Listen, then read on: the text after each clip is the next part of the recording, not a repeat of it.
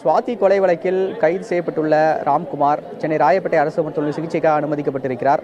அவருக்கு 7 டாக்டர்கள் கொண்ட குழுவினர் சிகிச்சை அளித்துக் கொண்டிருக்கிறார்கள்.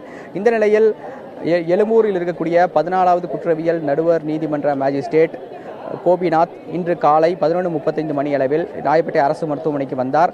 சிகிச்சைக்காக அனுமதிக்கப்பட்டுள்ள ராம்குமாரிடம் விசாரணை நடத்தினார். அந்த விசாரணையின் போது வேறு யாரும் உள்ளே வர அனுமதி இல்லை. மேஜிஸ்ட்ரேட் மட்டுமே உள்ளே இருந்தார். அவரிடம் விசாரித்துவிட்டு வருகிற 18ஆம் தேதி வரை நீதிமன்ற காவலில் சிறையில் அடைக்க உத்தரவிட்டிருக்கிறார். ஆனால் அவர் நோயாளியாக இங்கு சிகிச்சைக்காக அனுமதிக்கப்பட்டிருக்கும் இந்த சூழ்நிலையில் அவர் சிறைக்கு செல்வதற்கான சாத்தியக்கூறுகள் இல்லை. எனவே அவர் உடல்நிலையை கருதி இதே மருத்துவமனையில் சிகிச்சை அளிக்கவும் உத்தரவிடப்பட்டிருக்கிறது. அதன் அடிப்படையில் 7 டாக்டர்கள் கொண்ட குழுவினர் தற்போது சிகிச்சை அளித்துக் கொண்டிருக்கிறார்கள். அவர் உடல்நிலை தேறிய பிறகு மருத்துவர்கள் ஒரு அறிக்கை ஒன்றை சிறைத்துறை நிர்வாகத்திற்கு அளிப்பார்கள். அந்த அறிக்கையின் அடிப்படையில் சிறைத்துறை காவல்துறையினர் இந்த மருத்துவமனைக்கு வந்து அவரை புழல் சிறைக்கு அழைத்து செல்வதற்கான வாய்ப்புகள் இருக்கிறது. ஆனால் தற்போது வரை அவர் உடல்நிலை தேறக்கூடிய சூழ்நிலையில் இல்லாத காரணத்தினால் தொடர்ந்து அவருக்கு சிகிச்சை அளிக்கப்பட்டு வருகிறது. சுப்பிரமணி, இந்த வழக்குல ராம்குமார் நீதிபதியிடம் என்ன விஷயங்களை தெரிவித்தார் அப்படிங்கிறது தகவல் தெரிய வந்திருக்கா?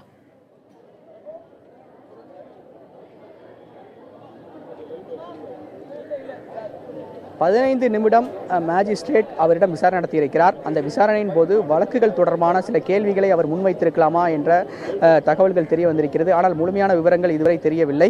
வருகிற 18ஆம் தேதி வரை நீதிமன்ற காவலில் சிறையில் அடைக்க உத்தரவிடப்பட்டிருக்கிறது.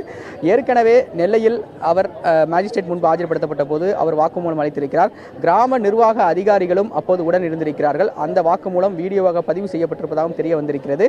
அதன் அடிப்படையில் இன்று நுங்கம்பாக்கம் காவல் நிலையத்திற்கு உட்பட்ட எழும்பூர் நீதிமன்ற மேஜிஸ்ட்ரேட் இங்கு வந்து அவரிடம் விசாரணை நடத்தியிருக்கிறார். வாக்குமூலம் கொடுக்கப்படவில்லை என்றுதான் தெரிய வந்திருக்கிறது. ஆனால் என்னென்ன விசாரணை நடத்தப்பட்டது, தகவல்கள் என்னென்ன கிடைத்திருக்கிறது என்பதை இதுவரை தெரிய வரவில்லை. இதன் பின்புதான் அது முழு விவரங்கள் தெரிய வரும். தற்போது அவருக்கு சிகிச்சை அளிக்கப்பட்டு வருகிறது. இவர் நீதிமன்ற காவலில் 18ஆம் தேதி வரை அடைக்கப்படும் இந்த சூழ்நிலையில் அவர் சிறை கைதியாக மாற்றப்படுகிறார். எனவே இதே மருத்துவமனையில் இருக்கக்கூடிய சிறை கைதிகள் வார்டுக்கு அவர் மாற்றப்படுவதற்கான ஏற்பாடுகளும் செய்யப்பட்டு வருகிறது. சுப்பிரமணி, ராம்குமார் எவ்வளவு நாட்களுக்கு இந்த மருத்துவமனையில சிகிச்சை பெற வேண்டும் அவருடைய உடல்நிலைக்காக? அதன் பிறகு எப்போது அவர் நீதிமன்ற காவலுக்கு அனுப்பப்பட வாய்ப்பு இருக்கிறது? அது பற்றிய விவரங்கள் என்ன?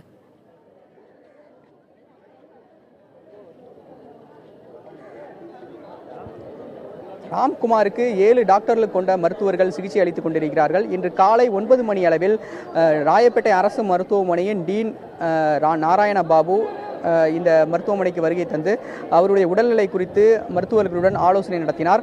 அவரது தொண்டையில் ஏற்பட்டுள்ள இந்த புண் அதிக அளவில் காயம் இருக்கிறது. எனவே அதை சரி செய்யும் சிகிச்சை அளிக்கப்பட்டு வருகிறது. பேசும் திறன் மெதுவாகத்தான் பேசக்கூடிய வகையில் இருக்கிறது. இன்னும் சத்தமாக பேசும்போது அந்த புண் இன்னும் பெரிதாகிறது. எனவே அதற்கான சிகிச்சை முறையாக வழங்கப்பட்டு வருகிறது. அதே போல காது மூக்கு தொண்டை மயக்க நிபுணர்கள் என தனித்தனியாக அவர்களுக்கு சிகிச்சை அளித்துக் கொண்டிருக்கிறார்கள். கிட்டத்தட்ட 1 வார காலம் வரை அவர்கள் இங்கே அனுமதிக்கப்படலாம் என்றும் எதிர்பார்க்கப்படுகிறது. ஆனால் சரியான விவரங்கள் இதுவரை தெரியவில்லை. இது மட்டுமல்லாமல் அவருக்கு 24 மணி நேரமும் சிகிச்சை அளிப்பதற்கான மருத்துவ குழுவினர் தயார் நிலையில் இருக்கிறார்கள். போலீஸ் பாதுகாப்பும் இந்த மருத்துவமனையில் போடப்பட்டிருக்கிறது. ராயப்பேட்டை போலீசாரும் நுங்கம்பாக்கம் போலீசாரும் இணைந்து இந்த பாதுகாப்பு பணியில் ஈடுபட்டு கொண்டிருக்கிறார்கள்.